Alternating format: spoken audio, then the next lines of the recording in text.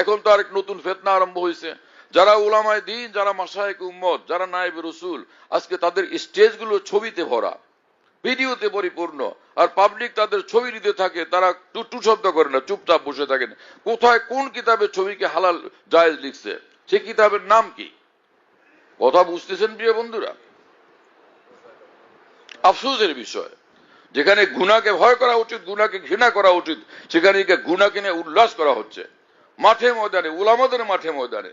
এবং যারা মাশায়েখ উম্মত, যারা মানুষদেরকে আল্লাহর দিকে টানবেন, এইভাবে গুনাহমুক্ত জিন্দেগির সবক দিয়ে দিয়া তারা নিজেরা আজকে এই ছবির মতো এত কঠিন গুনাহের বিষয়ের মধ্যে কেন যুক্ত হচ্ছেন? এর দ্বারা কিসের দিনের ফায়দা হচ্ছে? কোন ফায়দা হচ্ছে দিনের?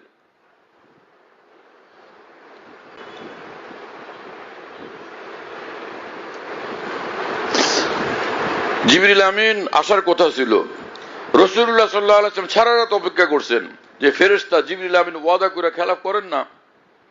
কি হলো, আসলেন না কেন? সকালবেলা রাসূল পাক সাল্লাল্লাহু আলাইহি ওয়াসাল্লাম বললেন যে কেন জিবরিল আমিন আসলেন না, কি হলো আচ্ছা দেখি। পরে দেখলেন যে ঘরের মধ্যে পর্দার মধ্যে কতগুলো ছবি। আরে সরাও, এটাকে খতম করো, ছিন্ন ভিন্ন করা হলো। একটা কুকুরের বাচ্চা ওই খাটের নিচে পাওয়া গেল, এটাকে বের করো। দিনের বেলা জিবরিল হাজির। রাসূল পাক সাল্লাল্লাহু আলাইহি ওয়াসাল্লাম বললেন যে কথা ছিল রাতে আসবেন, আসলেন না কেন? বললেন যে জিবরিল আমিন বললেন আপনার ঘরের মধ্যে কুত্তা ছিল, কুত্তার বাচ্চা ছিল, আর সে আপনার ওখানে ছবি ছিল, প্রাণীর ছবি।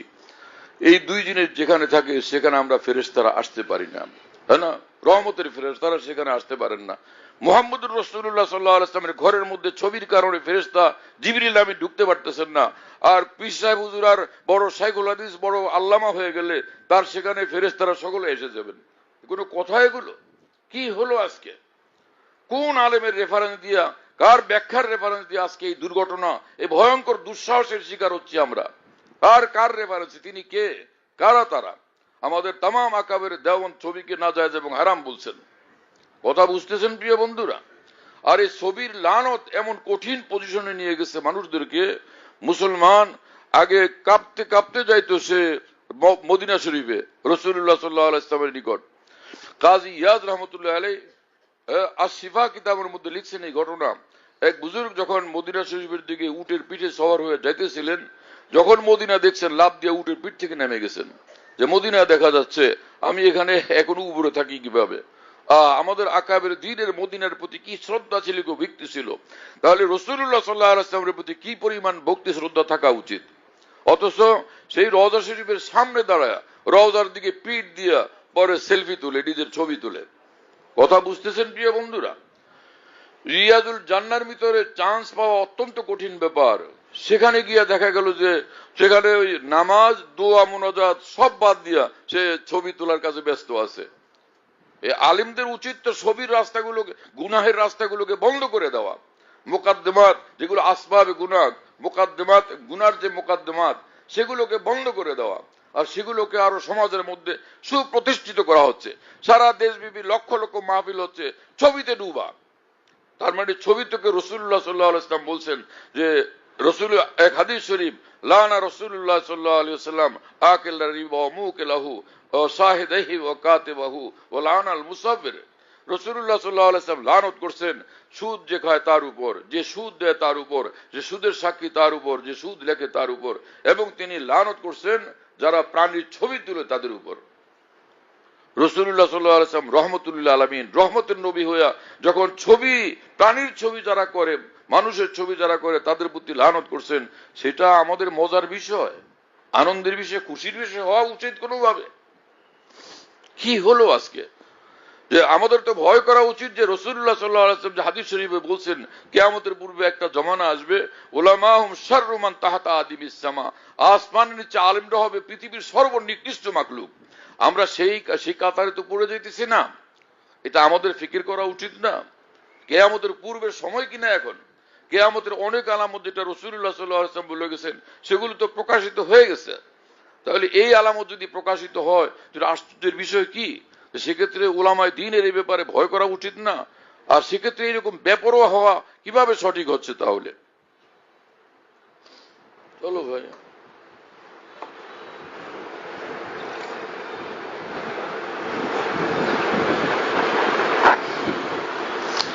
সহিহ মুসলিমের হাদিস, আব্দুল্লাহ ইবনে আব্বাস রাদিয়াল্লাহু তাআলা আনহুর নিকট এক ব্যক্তি আসলেন এবং বললেন, ইন্নী উসাব্বিরু হাযিহি সুওয়ার, আমি এই ছবি বানাই, ফাআখতানি ফিহা, খেয়াল করে শুনবেন, আমি এই ছবি বানাই, এটা দিয়ে আমি জীবিকা উপার্জন করি।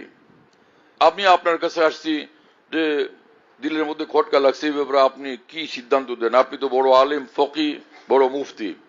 সাহাবায়ে কেরাম, ফকি সাহাবী যারা, তাদের নিকট গিয়ে দ্বীন জিজ্ঞেস করতেন।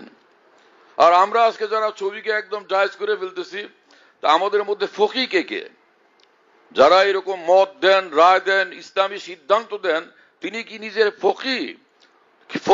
ফকি না হয়ে এরকম ভাবে করা আমাদের জন্য সঠিক কিভাবে? অথচ সে আমাদের যেই বড় উলামায়ে কেরামের নাম নিয়ে সকল করা হচ্ছে, তারা ব্যাপকভাবে কঠিনভাবে বলতে থাকেন, ধমকা ধমকি করতে থাকেন মাহফিলের মধ্যে, কেন ছবি তুলতেছ? ভীষণ রাগ করতে থাকেন তারা। কথা বুঝতেছেন প্রিয় বন্ধুরা? মসজিদের মধ্যে কোনোভাবে ছবি তুলতে দেন না, ইসলামী মাহফিলে কোনোভাবে ছবি তুলতে দেন না। এবং এখন একটা ফতুয়া দিয়েছেন তারা, যে হারামাইন শরীফাইনে মসজিদুল নববী এবং মসজিদুল হারামের ভিতরে ছবি তোলা হচ্ছে, বিলকুল নাজায়েজ এবং হারাম, এটা কোনোভাবেই করা যাবে না। এটাও ফতুয়া শায়ে হয়েছে এখন। কথা বুঝতেছেন প্রিয় বন্ধুরা? আল্লাহ তাআলা আমাদেরকে হেফাজত করেন, বুঝ দান করেন। একটা ভালো কাজে অগ্রসর হয়ে গেলে ভালো ছিল। এই মানুষ আগে তাহাজ্জুদের অভ্যাসই ছিল না, আলহামদুলিল্লাহ এখন তাহাজ্জুদের অভ্যাস। এইরকম জজবা কার মধ্যে পয়দা হয়েছে এবং কয়জনের মধ্যে? যারা ছবি তোলাতে এমন ব্যস্ত হয়ে গেছেন, তাদের নতুন কোন আমলের প্রতি আগ্রহ পয়দা হয়ে গেছে? রাসূল আকরাম সাল্লাল্লাহু আলাইহি ওয়াসাল্লাম বলছেন, আলাইকুম বিকিয়ামিল লাইল ফাইন্নাহু দাউস সালিহিন ক্বাবলাকুম, তোমরা কিন্তু তাহাজ্জুদের নামাজ মজবুত ভাবে ধরবা। আলাইকুমের অর্থ কি? খুব মজবুত ভাবে তাহাজ্জুদের নামাজ ধরবা। কি জন্য? ফাইন্নাহু দাউস সালিহিন ক্বাবলাকুম, সকল উম্মতের যারা আউলিয়া কিরাম ছিলেন, সকলেরই এই পবিত্র অভ্যাস ছিল তাহাজ্জুদের নামাজ। তো এইটার প্রতি আমাদের কতটুকু আগ্রহ পয়দা হয়েছে? দ্বীনের কাজের প্রতি কতটুকু আগ্রহ পয়দা হয়েছে?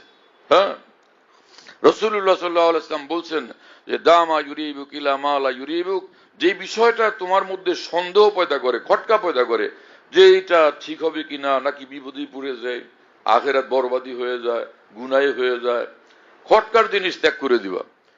ছবি যারা তুলেন, ছবির এতগুলো হাদিস শোনার পরে অন্তরে একটু খটকাও পয়দা হয় না? আর নাকি এরকম কসম, আমরা তো কসম করে বলতে পারি ছবি লানতের জিনিস। আর ইমাম নববী রাহমাতুল্লাহ আলাইহি তো বিশ্ববিখ্যাত এত বড় মুহাদ্দিস ফকি, তিনি পরিষ্কার লিখছেন এই কথা, যে এই প্রাণীর ছবি এটা হারামুন শাদীদুত তাহরিম, কঠিন হারাম, ওহুয়া মিনাল কাবায়ের, এবং গুনাহ কবিরার অন্তর্ভুক্ত। এবং ইবনে আবিদিন শামী রাহমাতুল্লাহ ফতোয়া শামীর মধ্যে ইমাম নববীর রেফারেন্স দিয়ে লিখছেন, তামাম ফুকাহায়ে কেরামের, বিশ্বের সমস্ত ফুকাহায়ে কেরামের এই বিষয়ের উপর এজমা, যে প্রাণীর ছবি সবটা হারাম। কথা বুঝতেছেন প্রিয় বন্ধুরা? আব্দুল্লাহ ইবনে আব্বাস রাদিয়াল্লাহু তাআলা ওই মানুষটার কথা শুনলেন এবং বললেন, উনাব্বিউকা বিমা সামি'তু মিন রাসূলিল্লাহ সাল্লাল্লাহু আলাইহি ওয়াসাল্লাম, আমি রাসূলুল্লাহ সাল্লাল্লাহু আলাইহি ওয়াসাল্লামের নিকট থেকে যা শুনছি সেটা তোমাকে বলবো, সেটা তোমাকে জানাবো।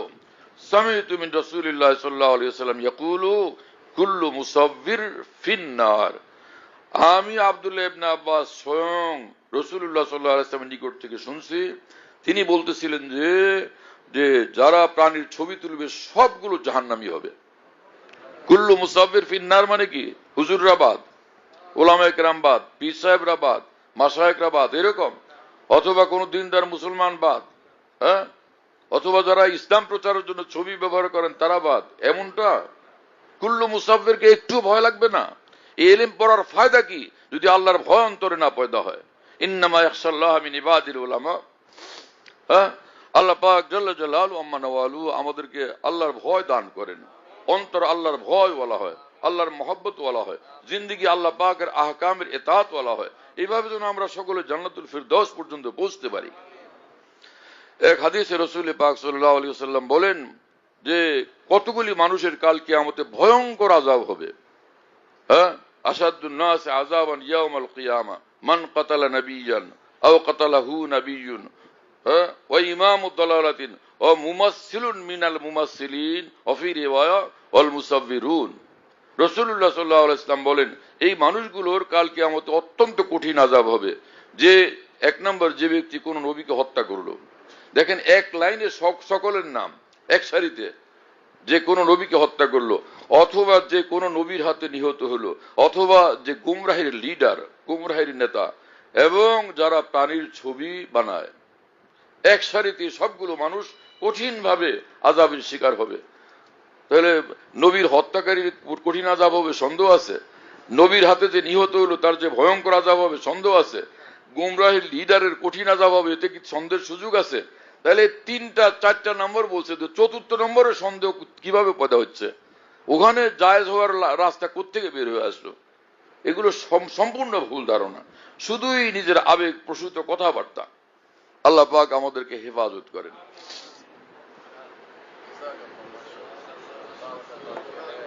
ছবি থেকে সকলে তওবা করি, আল্লাহর কাছে কান্দে কান্দে মাপ চাইতে থাকি। আমি আল্লাহর কসম করে বলি, লা ইলাহা ইল্লাল্লাহ পড়লে অন্তরে নূর পয়দা হয়, সিজদা করলে অন্তরে নূর পয়দা হয়, সুবহানাল্লাহ পড়লে অন্তরে নূর পয়দা হয়, আলহামদুলিল্লাহ পড়লে অন্তরে নূর পয়দা হয়, আল্লাহু আকবার পড়লে অন্তরে নূর পয়দা হয়, মেসওয়াক করলে অন্তরে নূর পয়দা হয়, আতর লাগাইলে অন্তরে নূর পয়দা হয়, সুরমা লাগাইলে অন্তরে নূর পয়দা হয়। কেউ কসম করে বলেন যে এরকম দ্বীনি মজলিসে মাহফিলে যখন ছবি তোলা হয়, ভিডিও করা হয়, সকলের অন্তরে নূর আর নূর পয়দা হয়? পারবেন কেউ কসম করে বলতে? আমি তো আল্লাহর কসম করে বলি, এই সকল আমল করা, দ্বীনের যে কোনো আমলের দ্বারা অন্তরের ভিতর নূর পয়দা হয়। কথা বুঝতেছেন প্রিয় বন্ধুরা? এটাকে দ্বীনের খেদমতের একটা শক্তিশালী সহায়ক মনে করা হচ্ছে। এটা সম্পূর্ণ একটা ধোঁকা, ইবলিসের ধোঁকা, এবং সম্পূর্ণ একটা গুমরাহি, সম্পূর্ণ একটা বিভ্রান্তি। এর থেকে ফিরে আসলে দেখবেন যে কি পরিমাণ ফায়দা আর বরকত হচ্ছে দ্বীনের পথে, কি পরিমাণ লাভ হচ্ছে, উপকার হচ্ছে। আল্লাহ আমাদেরকে মাফ করে দেন। হ্যাঁ, ভুল তো হয়, কিন্তু সেই ভুলের উপর জমে থাকা তো মুসলমানের কাজ না।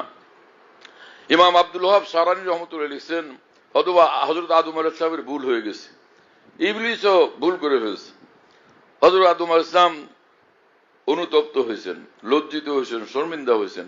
ইবলিস লজ্জিত হয় না, শর্মিন্দা হয় না।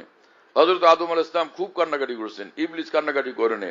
হযরত আদম আলাইহিস সালাম আল্লাহ পাকের নিকট শত শতবার মাফ চাইতে থাকছেন, ইবলিস একবারও মাফ চায়নি।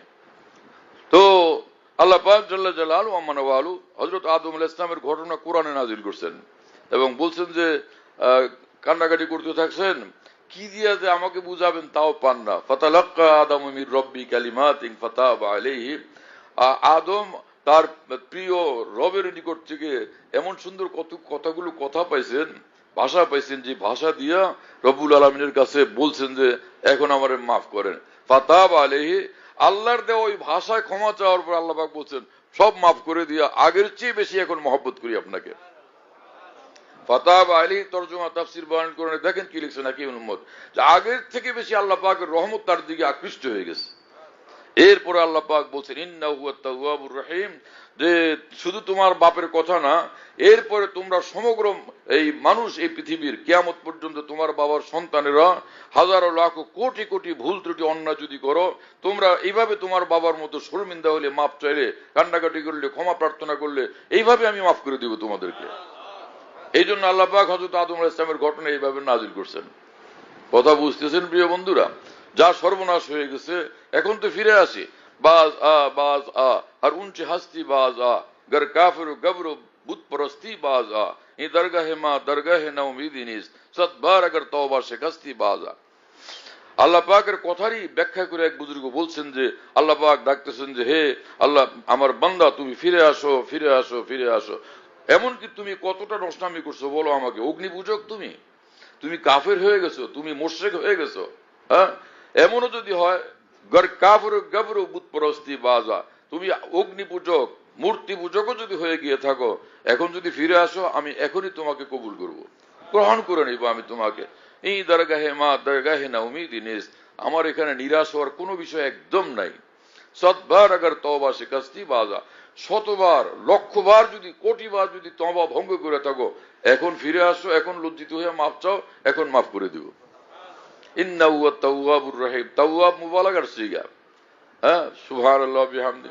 এবং আল্লাহ পাক বলছেন যে কুল ইয়া ইবাদিয়াল্লাযীনা আসরাফু আলা আনফুসিহিম লা তাকনাতু মির রাহমাতিল্লাহ। হে রাসূল, আপনি ঘোষণা দেন আমার এই কথা, শুনিয়ে দেন যে আমার কথা হচ্ছে, হে আমার বান্দারা, আল্লাযীনা আসরাফু, যারা একদম চরম সীমা লঙ্ঘন করে ফেলছো, তার মানে কঠিন থেকে কঠিন গুনাহে কবিরা লিপ্ত হয়ে গেছো, অথবা অসংখ্য গুনাহে লিপ্ত হয়ে গেছো, দুইটাই আসরাফু। তো তোমাদেরকে বলি, তোমরা আমারই বন্দা তো, লা তাকনাতু মির রাহমাতিল্লাহ, তোমরা আল্লাহর রহমত থেকে নিরাশ হইও না, তোমরা মাফ চাও, তওবা করো। ইন্নাল্লাহ ইয়াগফিরু যুনুবা জামিয়া, নিঃসন্দেহে আল্লাহ পাক সব গুনাহ মাফ করে দিবেন, যা গুনাহ আছে মাফ চাইলে তওবা করলে সব মাফ করে দিবেন। ইন্নাহু আত-তাওয়াবুর রহিম, তুমি ভালো চিন্তা করো, ভালোভাবে মাফ চাইতে পারলাম কিনা, ভালো তওবা করতে পারলাম কিনা। দেখো আমি তো দেখি তুমি দুর্বল কমজোর, তওবা করো, মাফ চাও।